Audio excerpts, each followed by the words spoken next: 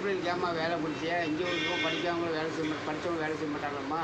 என்றைக்குமே படித்தவங்களுக்கு வேலை கொடுத்தா வாய்ப்பு ரொம்ப நல்லது. படித்தவங்களுக்கெல்லாம் இலக்கடைக்கு ஒத்து வராதும்மா.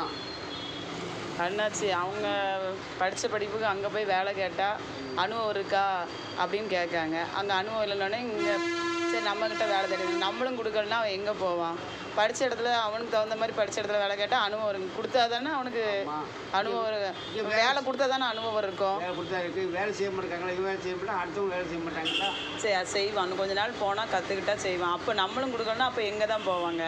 அவன் படித்த இடத்துல அனுபவம் வேணுங்காங்க. அனுபவம் இருக்கா அப்படின்னு கேட்காங்க.